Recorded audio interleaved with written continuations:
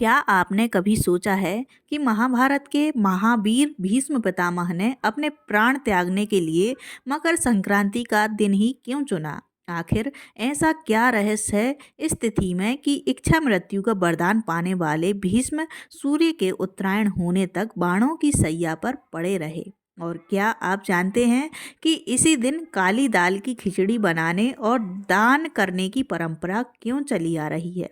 इसका भीष्म पितामह कर्म और मोक्ष से क्या गहरा संबंध है?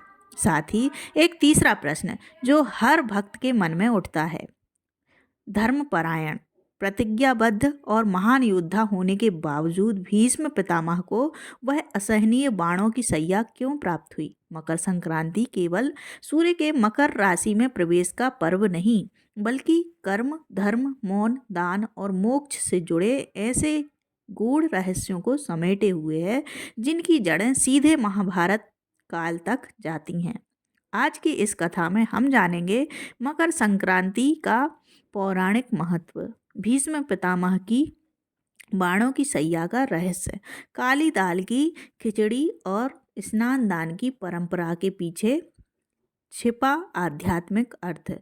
तो अंत तक जुड़े रहिए क्योंकि यह कथा केवल इतिहास नहीं बल्कि जीवन का गहन संदेश है। भगवान श्री कृष्ण ने भी उत्तरायण का महत्व बताया है। मकर संक्रांति से जुड़ी यही मान्यता भीष्म पितामह के जीवन में साकार रूप में दिखाई देती है। कुरुक्षेत्र के युद्ध में जब शिखंडी की आड़ लेकर अर्जुन ने तीक्ष्ण बाणों ने भीष्म पितामह के शरीर को छलनी कर दिया, तब वे रणभूमि में धरती पर गिर पड़े, परंतु मृत्यु ने उन्हें स्पर्श नहीं किया। कारण था उन्हें प्राप्त इच्छा मृत्यु का वरदान। गंभीर पीड़ा में भी भीष्म पितामह ने प्राण त्यागने से इनकार कर दिया, क्योंकि वे जानते थे कि समय से पहले शरीर छोड़ना धर्म के मार्ग के विपरीत होगा। उन्होंने बाणों की सैया को ही अपना आसन बना लिया और वहीं से युद्ध का परिणाम, पांडवों की विजय और अधर्म के अंत को देखना चाहा। भीष्म पितामह सूर्य के उत्तरायण होने की प्रतीक्षा कर रहे थे, क्योंकि शास्त्रों में माना गया है कि उत्तरायण में देह त्याग करने से आत्मा को मोक्ष की प्राप्ति होती है। दक्षिणायन को देवताओं की रात्रि कहा गया है और उत्तरायण को देवताओं की सुबह, इसलिए यह काल आत्मा की उन्नति के लिए श्रेष्ठ माना जाता है। लगभग 58 दिनों तक भीष्म पितामह बाणों की सैया पर पड़े रहे। असहनीय पीड़ा सहते हुए भी उन्हें धैर्य, संयम और धर्म का त्याग नहीं किया। इसी अवधि में उन्होंने युधिष्ठिर को राजधर्म, आपात धर्म और मोक्ष धर्म का उपदेश दिया, जो आज भी मानव जीवन के लिए मार्गदर्शक है। उत्तरायण का शुभ क्षण आते ही मकर संक्रांति के दिन जब सूर्यदेव मकर राशि में प्रवेश करते हैं और धरती पर सकारात्मक ऊर्जा का प्रवाह बढ़ता है, तब भीष्म पितामह ने शांत चित्त से अपने प्राण त्याग दिए। यही कारण है कि मकर संक्रांति को केवल पर्व नहीं बल्कि मोक्ष और पुण्य का द्वार माना जाता है। इसी दिन स्नान दान और विशेष रूप से काली दाल की खिचड़ी बनाने और दान करने की परंपरा भी जुड़ी है। काली दाल और चावल तामसिकता, अहंकार और पापों को समर का प्रतीक माने जाते हैं और इन्हें अग्नि में पकाकर या दान देकर मनुष्य अपने कर्मों को शुद्ध करने का प्रयास करता है। इस प्रकार मकर संक्रांति भीष्म पितामह की बाणों की सैया और उनके द्वारा चुना गया प्राण त्याग का क्षण हमें यह सिखाता है कि जीवन केवल कर्म करने का नाम नहीं बल्कि सही समय पर सही निर्णय और सही मौन या वाणी का चयन ही वास्तविक धर्म है। भीष्म पितामह की कथा हमें चेतावनी देती है कि धर्म के समय किया गया मौन भी अधर्म बन सकता है, और यह प्रेरणा भी देती है कि यदि कर्म शुद्ध हों और समय का सम्मान किया जाए तो मृत्यु भी मोक्ष का द्वार बन सकती है।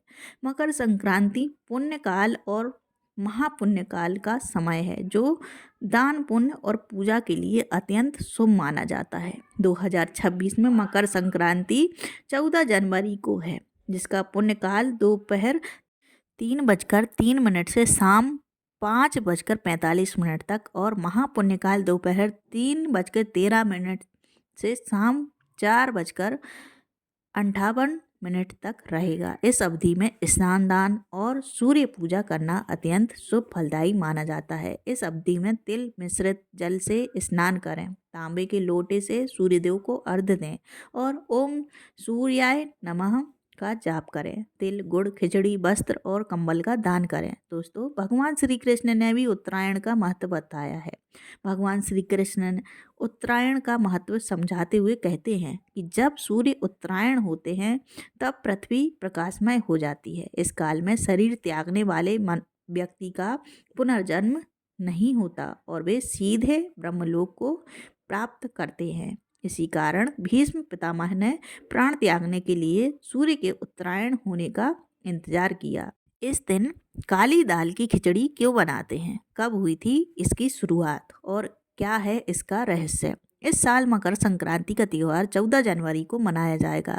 इस पर्व के दिन काली दाल की खिचड़ी बनाना बहुत शुभ माना जाता है। आइए जानते हैं इस दिन की मान्यताओं, उड़द दाल की खिचड़ी और अन्य रहस्यों के बारे में। सब कुछ हमारे देश के कुछ मुख्य त्योहारों में से एक है मकर संक्रांति का पर्व।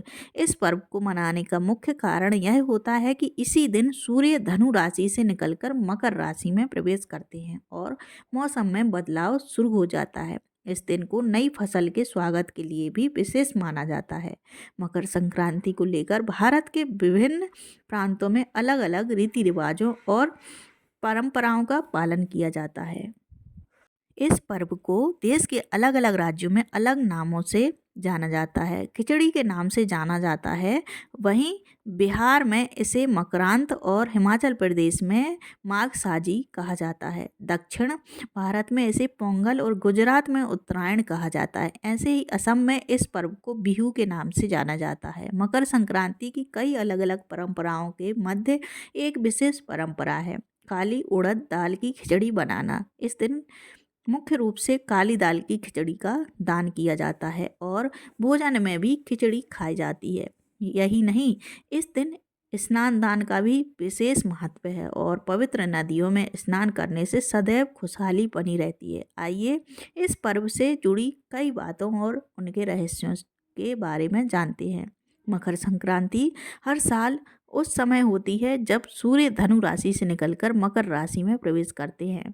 सूर्य के इसी गोचर को मकर संक्रांति कहा जाता है। मकर संक्रांति के दिन काली उड़द दाल की खिचड़ी बनाने की परंपरा का विशेष धार्मिक और सांस्कृतिक महत्व है।